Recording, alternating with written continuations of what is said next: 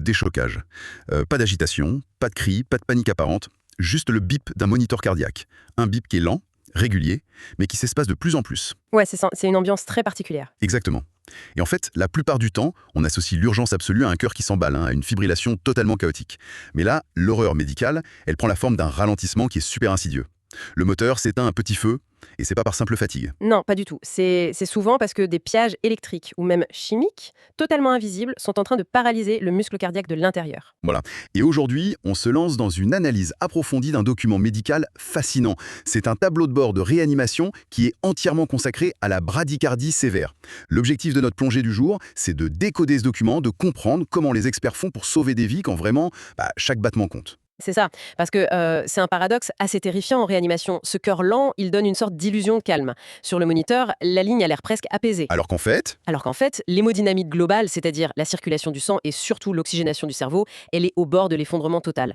Traiter une fréquence lente à l'aveugle, c'est vraiment le meilleur moyen de tuer un patient. donc ça ressemble un peu à une enquête de détective, quoi. La scène de crime, c'est l'électrocardiogramme, l'ECG, et il faut remonter à la source. Est-ce que le courant est mal généré? Est-ce qu'il est bloqué en chemin? Ou est-ce que le muscle est carrément empoisonné? Exactement. Il faut lire les indices subtils et surtout éviter les pièges cognitifs. Bon, alors on va poser les bases tout de suite. Dans ce document, la bradycardie, c'est défini par une fréquence cardiaque, l'AFC, qui chute sous les 60 battements par minute. Ou même sous les 50, si on suit les critères de l'AHA. Oui, l'American Heart Association, donc l'association américaine du cœur. Soit un bloc de conduction. Ça peut être auriculaire, AV pour atrioventriculaire ou infranodal. Mais, et c'est là que le document devient hyper intéressant, il y a une règle d'or absolue. Ah oui, la fameuse règle d'or. Il faut toujours, mais alors toujours, éliminer une cause aiguë, réversible, avant de conclure à une usure naturelle ou à une dégénérescence du cœur. Et le document utilise une petite icône de banane super marquante pour illustrer ça. L'alimentation. Ouais, les bananes, c'est pour le potassium. C'est le piège métabolique par excellence, l'hyperkaliémie. Donc un excès de potassium dans le sang. Le potassium, c'est l'ion qui est responsable de la repolarisation des cellules du cœur.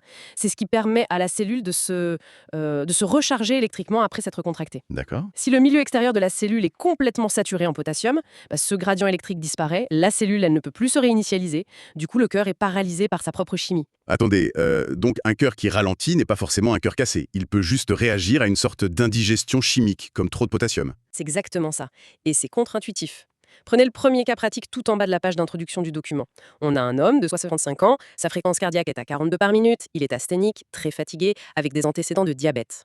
La première impulsion, ce serait de se dire « Vite, il faut un stimulateur cardiaque, non? Un pacemaker ». Voilà, et c'est l'erreur mortelle. L'orientation stricte du document ici, c'est de ne pas se précipiter sur un pacemaker. Il faut d'abord un ionogramme complet, une prise de sang, et un ECG 12 dérivations pour éliminer justement une hypercalémie ou une ischémie silencieuse. Une ischémie, donc un manque d'oxygène au niveau du cœur. Exactement. Parce que si on pose un pacemaker dans un muscle saturé en potassium, le muscle est sourd à l'électricité. Le patient mourra avec un appareil flambant neuf dans la poitrine. Waouh, c'est glaçant dit comme ça. Bon, ça nous amène à la section suivante du tableau de bord. La ligne de démarcation. Comment on différencie une bradycardie physiologique d'une bradycardie inappropriée? Physiologiquement, chez les jeunes ou les sportifs, le système nerveux parasympathique est hyperactif. Il agit comme un frein, c'est ce qu'on appelle l'hypertonie vagale. Le patient est complètement asymptomatique. Il va très bien, quoi. Voilà. Et sur l'ECG, l'onde P, qui correspond à la contraction des oreillettes, elle est normale. Et elle est toujours suivie d'un complexe QRS. Le QRS, c'est bien la contraction des ventricules, la pompe principale. C'est un peu la différence entre le moteur d'une voiture de sport qui tourne calmement au ralenti et un moteur de vieille voiture qui tousse et menace de caler à chaque feu rouge. C'est une excellente image, parce que la bradycardie inappropriée, elle est inadaptée à l'effort. Les ondes P sont anormales et il y a un gros risque de syncope, de perte de connaissance. Et là, le document lève une alerte clairance. Oui, j'ai vu ça. C'est en lien avec les reins. Absolument. L'insuffisance rénale empêche d'éliminer certains médicaments bradycardisants comme les bêta-bloquants. Du coup, ils s'accumulent à des doses toxiques. Et ça, c'est parfaitement illustré par le deuxième cas d'application du document. C'est une femme de 74 ans, essoufflée à l'effort. On note une dysfonction sinusale avec des ondes P très lentes. Oui. Et l'orientation experte ici, ce n'est pas d'opérer, c'est l'arrêt immédiat des traitements chronotropes négatifs. C'est de la iatrogénie, c'est-à-dire que c'est causé par les soins médicaux eux-mêmes. D'accord, on arrête les médicaments qui freinent le cœur. Voilà. Et on la met sous surveillance continue car elle risque de faire une fibrillation atriale ou de faire une syncope. Ensuite, on fait un Holter ECG, donc un enregistrement sur 24 heures, pour évaluer si elle aura vraiment besoin d'un pacemaker au final. Ok, c'est super clair. Alors, avançons. Section 3. Que se passe-t-il quand le chef d'orchestre, donc le nœud sinusal, s'arrête carrément? Eh bien, la nature a prévu des systèmes de secours. Si le chef s'arrête, on a un relais jonctionnel. C'est le nœud atrioventriculaire situé plus bas qui prend le dessus. On appelle ça un rythme isorhythmique. C'est une sorte de compétition bénigne entre le haut et le bas du cœur, c'est ça? Avec un ratio entre l'onde P et le complexe QRS qui est proche de 1? Exactement. Mais parfois, c'est la paralysie vraie. Le sinus s'arrête totalement.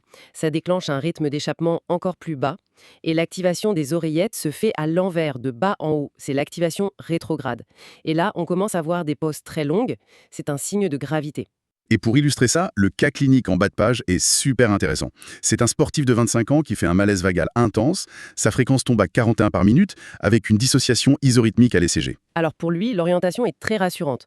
On le rassure, on lui surélève les jambes pour faire remonter le sang, et il rentre chez lui une fois que ça se normalise. C'est juste un gros coup de frein, quoi. Voilà.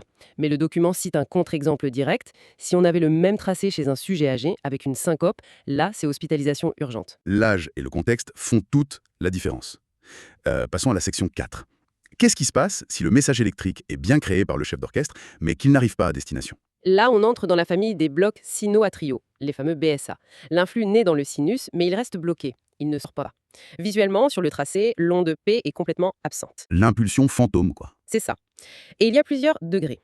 Le deuxième degré de type 2, c'est quand une onde P manque subitement. Et la pause est un multiple exact de l'intervalle habituel. Le cœur saute littéralement un temps. Ensuite, on a le deuxième, vers le troisième degré, où la majorité des ondes P manquent. Et enfin, le troisième degré, où plus aucune onde P n'est visible. D'accord. Et le cas pratique de cette section concerne un patient qui est totalement asymptomatique, mais lors d'un ECG de routine, on voit des pauses régulières qui sont des multiples parfaits de l'intervalle normal. L'orientation ici, c'est un diagnostic de BSA de type 2. On prescrit un Holter sur 24 heures, il n'y a pas de traitement d'urgence puisqu'il est stable, mais on doit le surveiller de très près pour éviter qu'il ne s'évanouisse plus tard. Ok. Mais alors tout ça nous prépare pour la section 5, la grande déconnexion. Le BAV3, le bloc atrioventriculaire du troisième degré. Là, c'est l'urgence absolue. C'est la dissociation totale entre les oreillettes et les ventricules. Le haut et le bas ne communiquent plus du tout. Si le haut et le bas du cœur ne se parlent plus du tout, c'est l'anarchie électrique absolue, non? Complètement. Le ventricule doit générer son propre rythme d'échappement pour survivre. Et là, l'ECG est crucial. Si on a des QRS fins, c'est que le rythme naît assez haut, c'est mieux toléré. Mais si les QRS sont larges, Ça veut dire que ça vient de très bas dans le muscle cardiaque. oui, et c'est extrêmement instable. Le risque majeur, c'est l'asystolie, l'arrêt cardiaque. Et le document alerte sur le cas le plus critique, quand ce BAV3 est compliqué par un SCA, le syndrome coronarien aigu, ce qu'on appelle couramment l'infarctus. Ah oui, c'est la tempête parfaite. Regardons le cas d'application. Un patient arrive avec une douleur thoracique, fréquence à 39 par minute, QRS large et dissociation totale à l'ECG. Quelle est l'orientation experte ici? C'est un STEMI, un infarctus du myocarde avec sus-décalage du segment ST, compliqué d'un BAV complet. L'urgence est vitale. Il faut une revascularisation immédiate en salle de cathétérisme pour déboucher l'artère. Et on doit préparer tout de suite des patchs de pacing transcutané, donc de stimulation externe, pour le maintenir en vie. Waouh! Mais avant d'en arriver à ces mesures extrêmes, la section 6 nous met en garde contre les illusions optiques de l'ECG. Le tableau explique la différence entre un vrai bloc, où on a plus d'ondes P bloquées que conduites, et les faux blocs. C'est l'un des plus grands pièges pour un médecin. Le piège des ESA, les extrasystoles atriales bloquées. Ce sont des impulsions précoces qui simulent une bradycardie sur l'écran. Et il y a aussi le piège de la FA, la fibrillation atriale ou du flutter, avec une réponse lente et régulière qui cache en fait un BAV complet associé. Et le cas pratique est édifiant. Un patient a un pouls irrégulier à 45 par minute. L'ECG montre des ondes P qui sont cachées dans les ondes T précédentes. Ce sont des ESA bloqués. Et là, l'alerte est rouge dans le document. Ne surtout pas donner d'atropine. Ah bon? Pourquoi? L'atropine, c'est censé accélérer le cœur, non? Oui, mais ici ce n'est pas un défaut de conduction, c'est une irritabilité du cœur. Si vous donnez de l'atropine, vous allez emballer cette irritabilité. L'orientation, c'est repos strict et correction électrolytique.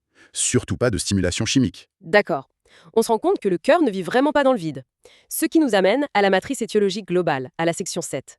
Les agresseurs externes. Le document cartographie très bien les causes. On a l'ischémie, la dégénérescence avec l'âge. Mais on a aussi tout ce qui est infectieux et inflammatoire. La maladie de Lyme, les endocardites. Il y a aussi les alertes sepsis et l'urologie, car les chocs systémiques modifient l'hémodynamique, c'est-à-dire la circulation globale. Et le document met un gros coup de projecteur sur l'hypothermie sévère et les fameuses ondes J d'Osborne. Très important. Le cas d'application est dramatique. Un SDF est retrouvé désorienté en plein hiver. Sa fréquence cardiaque est à 38 par minute et on voit ces ondes J d'Osborne sur le CG. Qu'est-ce qu'on fait? On stimule. Surtout pas. Le document prévient formellement ne pas précipiter le pacing ou l'administration d'isoprénaline. Le cœur gelé est extrêmement irritable. Le stimuler, c'est prendre le risque d'une fibrillation ventriculaire mortelle. Donc on fait quoi? Il faut un réchauffement progressif. La fréquence cardiaque va se corriger toute seule avec la température. C'est fou. Bon, section 8, on arrive au carrefour décisionnel. L'algorithme de prise en charge chez l'adulte avec poule. L'évaluation initiale est classique, voies aériennes, oxygène, ECG.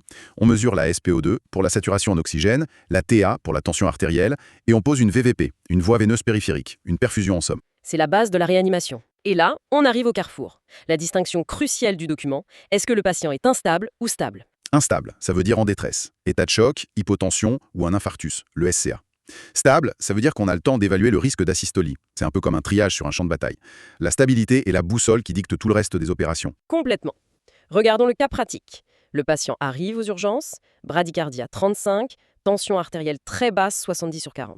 Il est confus, il a des marbrures sur la peau. Là, on n'hésite pas. Non, c'est une bradycardie instable majeure. L'action décrite est immédiate. On appelle en renfort, on amène le chariot d'urgence, on pose une VVP de gros calibre et on administre de l'atropine, 1 mg en IVD, intraveineuse direct sans aucun délai. Et ça, c'est la première ligne de défense, la section 9 consacrée à l'atropine. C'est un parasympatholytique, c'est ça? Ça accélère la cadence des oreillettes? C'est ça. Le dosage recommandé, c'est de 0,5 à 1 mg en intraveineuse directe. On peut répéter toutes les 3 à 5 minutes avec un maximum de 3 mg. Mais attention, le tableau précise des contre-indications, si le QT est allongé sur les CG, s'il y a un glaucome, un adénome de la prostate, et, truc incroyable, ça ne marche pas sur les cœurs transplantés. Bah oui, parce qu'un cœur greffé n'a plus ses connexions nerveuses avec le système vague, donc l'atropine, qui agit sur ses nerfs, n'a aucune cible. Fascinant. Et le cas pratique de cette section nous montre la limite de ce médicament.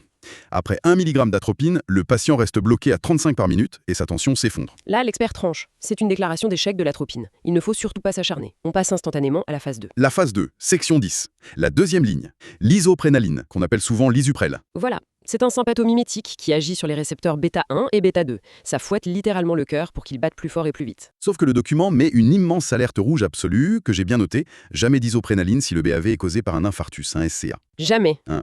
Parce que l'isuprel augmente énormément le besoin en oxygène du cœur. Si le cœur fait un infarctus, c'est qu'il manque déjà d'oxygène. Si vous le forcez à travailler plus, vous aggravez l'ischémie et vous tuez le muscle. D'accord. Mais si ce n'est pas un infarctus, Alors on prépare l'isoprel au PSE, au pouce-seringue électrique, pour obtenir une concentration de 20 gamma par millilitre. prenons le cas d'application. Un patient de 80 ans qui pèse 80 kg. Il a un BAV3 dégénératif, donc lié à l'âge. L'atropine a échoué. L'orientation est claire. On lance l'isoprénaline au PSE. On cible 0,1 gamma par kilo et par minute, ce qui fait 24 ml par heure. Et on organise un transfert urgent en cardiologie pour poser un pacemaker définitif. Oui, l'isuprel ou le passing échoue, ou s'il y a un collapsus sévère, on passe à l'ultime recours pharmacologique. C'est la section 11, l'adrénaline. Oui, la phase 2 bis. L'adrénaline, c'est le sympathomimétique global. Sigma, alpha, bêta, c'est l'alternative de choc. On fait aussi un montage au pouce-seringue électrique. Le cas pratique fait peur. Une bradycardie extrême après une intoxication médicamenteuse aux inhibiteurs calciques. La tension est imprenable. Là, on donne l'ordre. Démarrage immédiat de l'adrénaline à très fort dosage au PSE. On fait un remplissage vasculaire massif et on appelle directement la réanimation. Parce qu'il aura besoin d'une ECMO, c'est ça? Exactement. L'oxygénation par membrane extracorporelle. C'est une machine qui remplace temporairement le cœur et les poumons. Mais avant d'en arriver à l'ECMO, il y a l'énergie extracorporelle dont on parlait tout à l'heure, la section 12. L'ES, l'entraînement électrosystolique. J'aime bien l'analogie du document. C'est comme brancher des panneaux solaires de secours quand le générateur interne de la maison est mort. C'est visuellement très parlant. C'est le pacing externe. Mais le mode d'emploi insiste sur un point capital. La sédation est vitale. Parce que ça fait mal. C'est atrocement douloureux. On envoie de l'électricité à travers les muscles de la poitrine. Donc on sédationne, on branche les patchs, on règle la fréquence entre 60 et 90 et on augmente progressivement l'intensité en milliampères. Jusqu'à obtenir ce que le document appelle la capture électrique, c'est ça? Le moment où le cœur réagit à chaque choc? Voilà. Le cas clinique est typique, un STEMI inférieur, un infarctus, avec un BAV3 à 30 par minute. C'est très mal toléré et comme on l'a dit, l'isuprel est proscrit à cause de l'infarctus. Donc l'orientation, on fait une sédation légère, on pose les patchs de stimulation à 60 par minute et le patient est stabilisé le temps du transfert super urgent au bloc d'angioplastie pour déboucher l'artère. Exactement. Le pont électrique sauve la vie. Et puis, à la section 13, le document aborde la réparation à la racine, les antidotes spécifiques. Face à certains toxiques, l'atropine ou même l'électricité du pacing échouent souvent. Il faut corriger la membrane de la cellule elle-même. Oui, pour une hypercalémie, on donne du gluconate de calcium. Pour une intoxication aux inhibiteurs calciques, des sels de calcium. Pour les digitaliques, des anticorps Fab. Et pour les bêta-bloquants. Le glucagon. Le cas pratique illustre ça. Une tentative de suicide au propranolol, un bêta-bloquant, bradycardie à 25, choc cardiogénique, et ça résiste totalement à l'atropine et à l'adrénaline. L'orientation, c'est l'administration immédiate de glucagon et le transfert médicalisé urgent en réanimation. Le glucagon contourne le blocage des récepteurs et force le cœur à battre. C'est brillant. Alors, si on prend un peu de recul pour la section 14, on a le bilan global, la matrice diagnostique et thérapeutique. Ça divise tout entre asymptomatique, donc les jeunes, les personnes âgées, les toxiques légers, et symptomatique, hyperkaliémie, infarctus, dégénératif sévère. Et le cas pratique de cette page, c'est un bilan de fin de garde. Ça résume les destins de chacun. Le patient asymptomatique rentre chez lui, le patient intoxiqué part en réa et l'infarctus file au bloc. La conclusion philosophique de ce tableau de bord, finalement, c'est que la fréquence cardiaque ne dicte pas le traitement elle seule. C'est vraiment la tolérance clinique combinée à la cause, l'étiologie, qui garantit la survie. Absolument. C'est l'essence même de la médecine d'urgence. Mais attendez, il reste la section 15. Le détecteur de mensonges. La checklist finale et les pièges vitaux. Le document liste des alestes absolus. L'ischémie, où on ne doit jamais infuser d'isuprel. L'hypothermie, où il ne faut pas stimuler excessivement. Et la iatrogénie. Ah, la iatrogénie. Le document mentionne que de simples collyres bêta-bloquants pour les yeux, pour traiter un glaucome, peuvent couler dans les muqueuses, passer dans le sang et suffire à arrêter un cœur. C'est fou. Mais le pire, c'est le piège ultime du monitoring. Le document prévient qu'un spike électrique, une belle ligne sur l'écran sans élargissement du QRS et surtout sans pouls palpable, est inutile. C'est la terreur de tout réanimateur. C'est terrifiant. Vous êtes en train de dire que l'écran de contrôle peut littéralement nous mentir et afficher un faux sauvetage? Oui, regardez le dernier cas pratique. À lire impérativement, le patient est sous pacing, sous stimulation externe. L'écran affiche de superbes spikes suivis de beaux QRS. Visuellement, l'appareil marche à la perfection. Mais le patient reste cyanosé, tout bleu et inconscient. C'est la clé du document. Ne faites pas aveuglement confiance à l'écran. C'est ce qu'on appelle une PEA, une dissociation électromécanique. L'électricité traverse le cœur, la machine capte le signal, mais le muscle lui-même est tellement épuisé qu'il ne pompe plus rien. Donc le cœur est électrisé, mais mécaniquement à l'arrêt. L'orientation experte ici est stricte. Arrêtez de regarder le scope, arrêtez de regarder l'écran. Débutez le MCE, le massage cardiaque externe, immédiatement. Waouh, c'est une masterclass vertigineuse, merci beaucoup.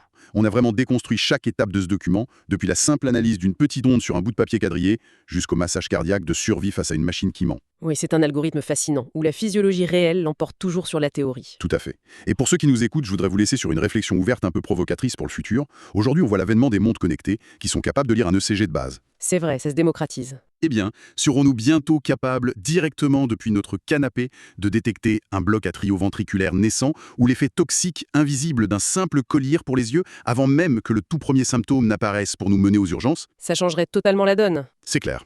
Ce serait une révolution prédictive qui changerait totalement l'algorithme que nous venons d'explorer ensemble. Quelque chose à garder en tête. Merci de nous avoir suivis dans cette analyse profonde et prenez soin de vous.